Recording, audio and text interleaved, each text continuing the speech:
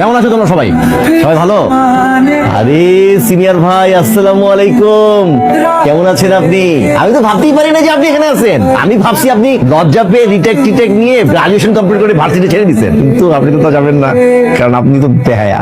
তোমাদের সাথে পরিচয় করে দিই, তোমাদের সবার সিনিয়র, তোমাদের কি মনে হয় আমারও সিনিয়র হবে, কে কে দেখতে জানি না। তো তোমাদের সিনিয়র ভাই হচ্ছে আরমান ভাই। ওনার সাথে যারা ছিলেন তারা গ্রাজুয়েশন কমপ্লিট করে মাস্টার্স শেষ করে বিয়ে শাদী করে বাচ্চা কাচ্চা নিয়ে সেটেল।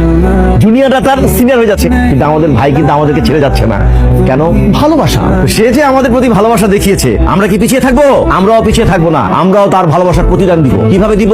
আমি হেড অফ ডিপার্টমেন্টের সাথে কথা বলবো, আমরা নতুন একটা ডিপার্টমেন্টের ব্যবস্থা করবো। সেই ডিপার্টমেন্টের বিষয়বস্তু কি হবে? যে বিষয়ে আমাদের আরমান সাহেব পারদর্শী, যে সে কিসের উপর পারদর্শী, সেটা হচ্ছে গ্যাঞ্জাম, মারামারি, বদমাশি। এইটার আয়োজন করতে পারি, তাহলে আমি নির্ঘাত যে সে পাস করবে। কি হয়েছে, তোরা হাসতেছিস কেন? কিছু না, ফাজলামোর না একটা লিমিট থাকে, ঠিক আছে? তুমি ব্যাপারটা নিয়ে বেশি চিন্তা করো না। আসলে আমি বুঝতে পারতেছি তোমার উপর দিয়ে কি যাচ্ছে। We are really very sorry for that. আসলে এমন একটা ব্যাপার ঘটে গেল, তুমি নির্ভয়ে বলতে পারো না। তোমার কি কাউকে সন্দেহ হয়? তুমি বলো আমাকে, আমি কঠিন শাস্তি দেবো। তুমি নির্ভয়ে বলো। আরমান, তোমার ঘরে মা বোন নেই? তুমি কি করে পারলে এরকম একটা কাজ করতে?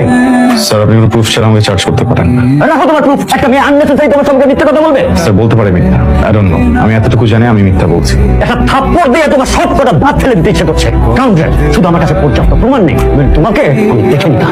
তবে তুমি ভেবে নিও না যে তোমাকে আমি ছাড় দিয়ে দিচ্ছি। আজ থেকে তুমি দেখবে তোমার জীবনটার প্রতি মুহূর্ত আমি কেমন কষ্টকর করে দিচ্ছি। You suspended for next 1 month.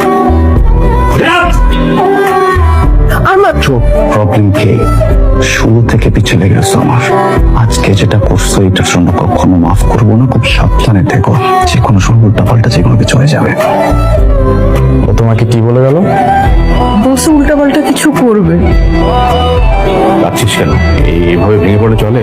এখন সময় এসছে ওকে একটা উচিত শিক্ষা দিয়ে দাও। আমার প্রবলেম সেটা না যে ওকে কি করতে হবে কি করতে হবে না। আমার অবাক লাগে একটা ছেলে এত নোংরা কিভাবে হইতে পারে, তারপর ওনাকে কি স্টুডেন্ট। আমি কালই তোর ইউনিভার্সিটিতে যাব, ওকে কোর্সে একটা চড় মারবো। তোমার যেতে হবে না, প্রিন্সিপাল বলছে, প্রিন্সিপাল দেখবে। একটু প্রিন্সিপাল, আমি দেওয়ানে বলেছিলাম যে আমি ইউনিভার্সিটিতে যে ওই ছেলের সাথে কথা বলি, তুই আমাকে যে দিসনি। ও জানে কোন মেয়ের সাথে বিয়ে করছে। আমি এসব কারণে বাসা ছাড়ছি। বাবা ভাইয়া সবাই মারামারি কাটাকাটি। যদি বলো তাহলে আমি এখনই বাসা থেকে চলে যাব। আমি এসব টাইম চাই না। রেশমা, এমন এক ঘটনার জন্য আমি বাড়ি থেকে বেরিয়ে আসছিলাম, তোর বাবার সাথে আলাদা হয়ে আমি দূরে চলে আসি। আমার স্ত্রী মারা যায়, আমার কোনো সন্তান নেই। তুই তো আমার সন্তান, তুই আমার ভাইয়ের সন্তান না। তোর বাবা কি মেনে নিতে পারে তার সন্তান সম্পর্কে এমন ঘটনা? তুই বল। আই এম সরি চাচু। আমরা আর মানে